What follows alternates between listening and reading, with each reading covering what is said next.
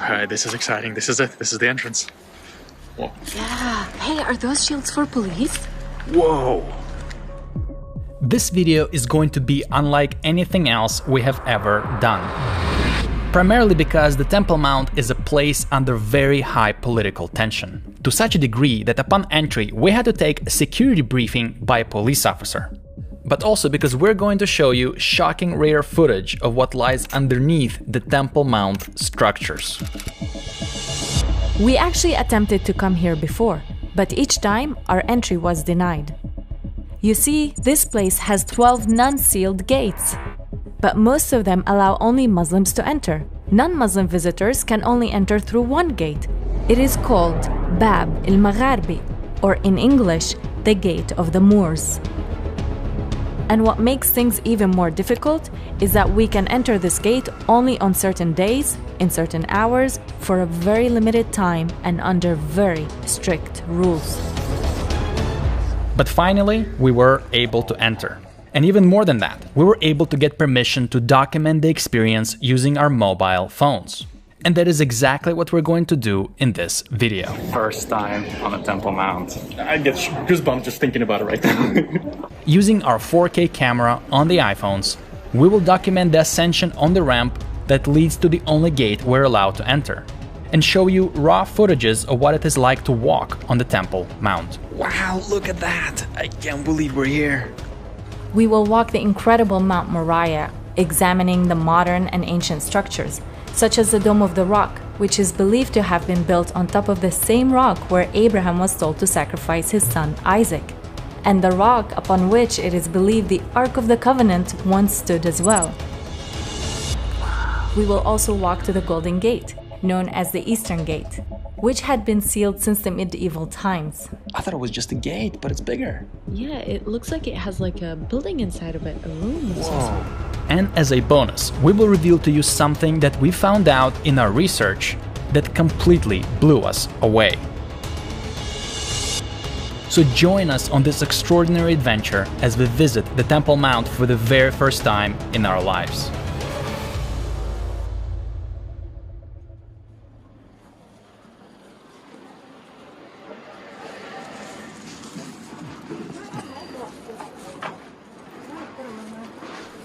So we are walking up the ramp that leads to the only gate through which visitors can enter.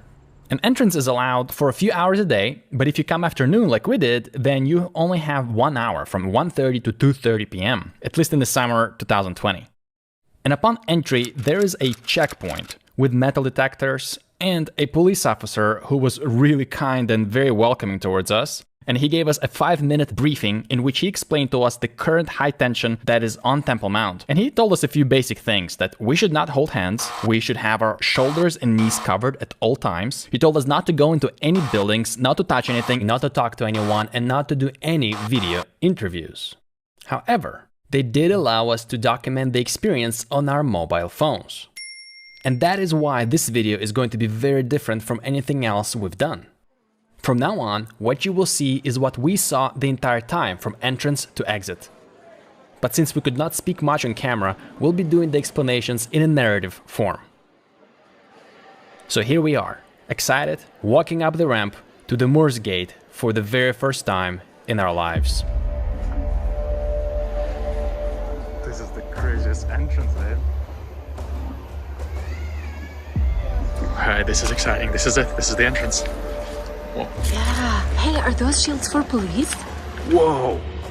Right now we have to turn off the recording and put down our phones because there is another Israeli security checkpoint. But think about how sensitive the security situation is here, that they must have riot shields ready to be used at all times by the entrance to the Temple Mount. Thankfully, they're not being used at the moment and we can pass through the gate. Come, please.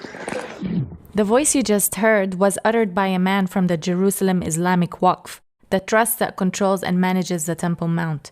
He pulled me aside and asked me to put an extra cover on my shoulders because my shawl was a bit see-through. Thankfully, they had extra covers, and now we're ready to go.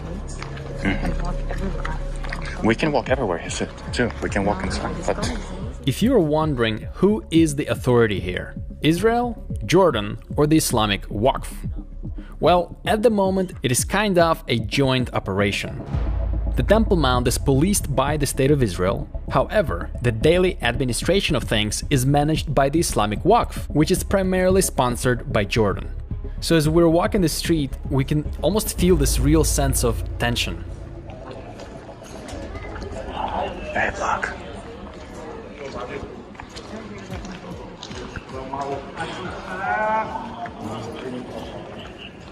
The Temple Mount is pretty large. In fact, it is the largest religious compound of the ancient world. It is so big that it occupies 1/6 of the entire old city of Jerusalem. And even though the Temple Mount looks like a platform, back in the time of David, it was just a mound upon which it is believed Solomon built the first temple. And at the time, the platform was not large, but with years it had undergone numerous expansions, with the largest of them being done by King Herod in the 1st century BC, as he erected giant walls around the mound and filled them with earth. And as a result, a giant flat platform was formed.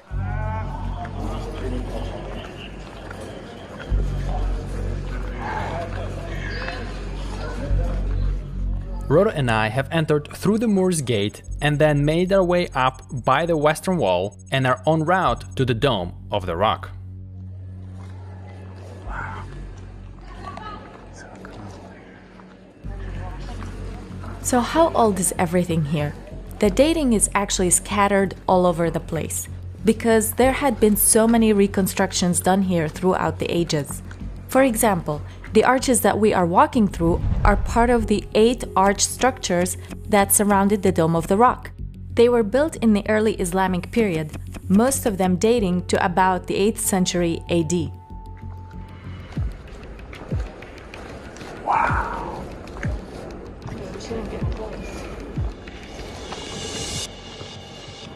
Wow.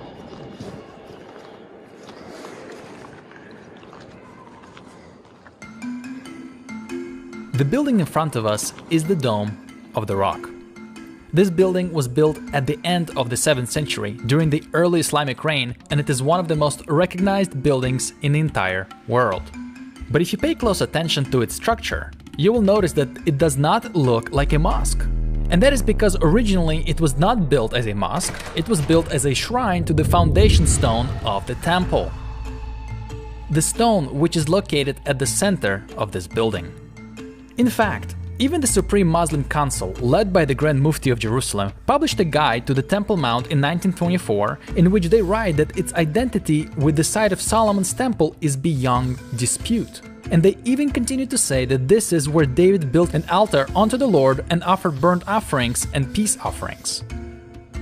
And this so-called foundation stone, upon which it is believed Abraham was sent to sacrifice his son Isaac, and where David built an altar, could also be the same stone upon which the Ark of the Covenant once stood. According to a famous archaeological architect and researcher Lynn Rittmeyer, who discovered the evidence for the location of Solomon's temple, we may still see the depreciation in the bedrock, marking the place where the Ark of the Covenant would have been settled in to prevent it from moving. Wow, this is so cool. I can't believe we're here. And this is like, we're so close to the rock. I wish we could get in. Yeah, he said that only Muslim worshippers can go in. We can't go into the building. Too bad. But still, we're so close. This is so cool. And this is the place right here where they found the ancient wall. Right here. Wow. Since excavations are prohibited at this site, archaeologists have to primarily rely on data recorded during renovations. For example, in 1951, when the floor was replaced at the Dome of the Rock, archaeologists recorded remains of ancient walls that are believed to date to the Second Temple period, and possibly be the remains of the base of the temple walls. It's also worthy to mention that under this rock there is a cave called Well of the Souls, where Muslim worshippers may enter to pray. Not much is known about the origins of the cave due to the strict no excavation rules. However, in 2015, when the carpets were replaced, the floor of the cave was documented on camera for the first time in human history. The images sent shockwaves around the world as people started speculating what these peculiar designs might be. some even suggesting that this could be a clue to the location of the lost Ark of the Covenant, a theory that was born due to the discovery made by Ermite Peirotti in the 19th century. He wrote that there is an additional cave underneath the Well of the Souls, and he said that he was able to reach this cave through a secret tunnel. I can't believe I'm taking videos of all this. This is insane. And it's all 4K. We continue our journey to our next destination, the Golden Gate. This is the gate that you see from the Mount of Olives, and it is hard to miss because it is the only gate on the eastern wall. But to get there, we had to walk under the eastern arches and onto the area which is believed to have been the woman's court during the Second Temple time. This would have been the place where Jesus saw the widow putting the 2 mites into the treasury. Yeah, this is where I've seen the guys go down. Wow. Just a few more feet walking through the eastern gardens, we reach the Golden Gate. I guess they've come down here. Wow. Oh, what is in there? This is the Golden Gate? Yeah. It has entrance. The Golden Gate, also known as the Eastern Gate, or in Hebrew, Sha'ar HaRachamim, the Gate of Mercy, is the most interesting gate of all on the Temple Mount. All 3 major monotheistic religions place a huge significance on this gate. Some Jews believe this is the gate through which the Messiah will come in accordance to Ezekiel's prophecy. The Muslims believe this gate is connected to the final judgment at the end of days, while the Christians believe this is the gate through which Jesus, the Messiah, had already entered, riding on the donkey, fulfilling the Old Testament prophecies, and will come back again during the second coming, entering this gate in the last days.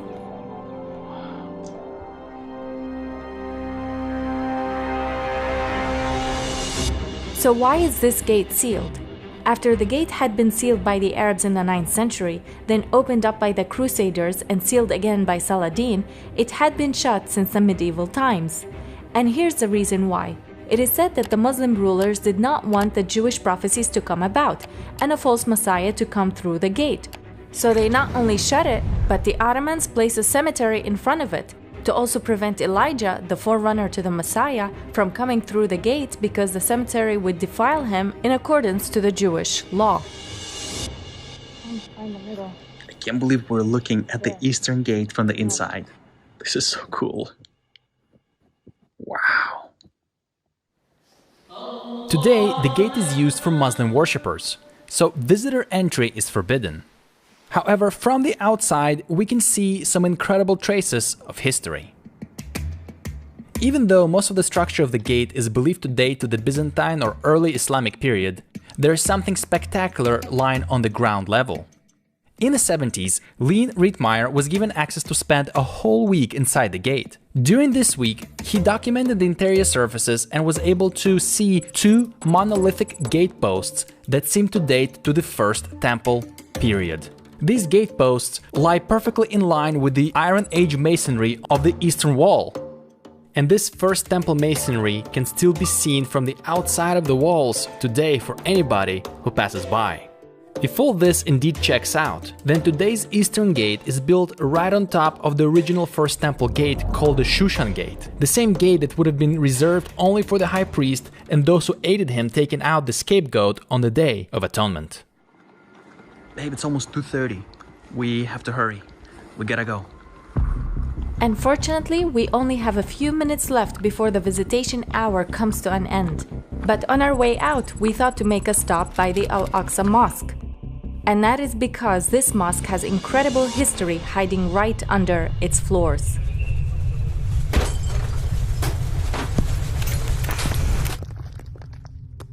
In 1927, a major earthquake shook the region, taking down the rooftop of the Al-Aqsa Mosque. To prevent future collapse, the Waqf decided to strengthen the foundations by digging up the floors around the supporting columns. And when they lifted the floors, a British archaeologist, Robert Hamilton, was on site to document the work in case they found something underneath. And to no surprise, so many things were found that Hamilton wrote a 336-page report in which he documents ancient structures, marble floors, underground passages, and so much more.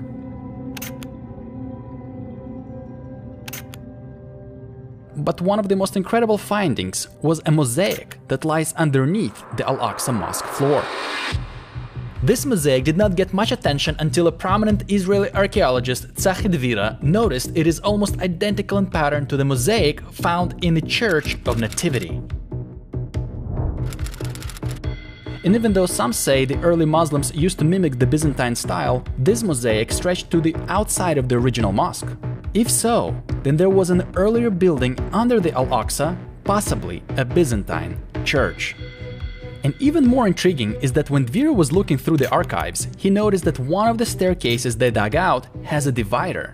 A divider which is very similar to the one a Jewish ritual bath would have, a mikveh. But if that's not enough to pique one's interest, here's the cherry on top. During the renovations, the wooden support beams were removed. These support beams were then taken to be tested using carbon dating method and dendrochronological dating, a very precise method for dating trees. The results were nothing short of astonishing. The beams are cypress trees and cedars of Lebanon, and some of the beams dated to the Second Temple period, the time of Jesus, while a few of the beams dated to the First Temple period, the time of David and Solomon. That's right, cedar of Lebanon and cypress trees dating to the First and the Second Temple periods.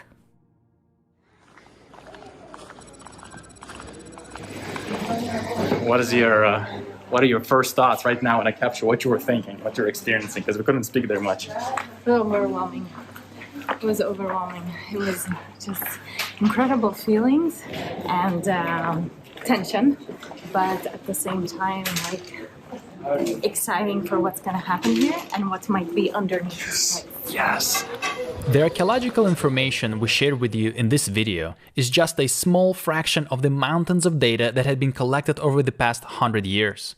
Things like Herodian-style ceiling that's found in a double gate, a Greek graffiti on the ancient beams, an ancient stab that is still visible peeking out of the modern construction, and over 150 cavities and wells under the ground, secret passages under the mountain, the trumpeting stone found in the corner of the temple with Hebrew inscription, 2 warning inscriptions that surround the inner court of the temple with a Greek inscription warning pagan visitors not to proceed under penalty of death, 50 Jewish ritual baths excavated by the entrance to the Temple Mount, or the hundreds of thousands of artifacts excavated by the Temple Mount Sifting Project in the soil that was taken just outside of the Al-Aqsa Mosque, artifacts that date all the way back to the Second and the First Temple periods. Yes, the history that's under those tiles as we were walking on that platform, and then what's yet to come at the Eastern Gate. And I get goosebumps just thinking about it right now. It was surreal. We gotta come back with better camera and do something good. Yeah. Indeed, this place has so much history, and there is so much to learn and still to look forward to. But we were so glad to visit it today and experience it together. Hi guys, we hope you enjoyed that little segment. It's not a fully edited episode, but just wanted to give you something before we come back there again with a better camera, more prepared, and a time for the second time, knowing what to film and where. Bye.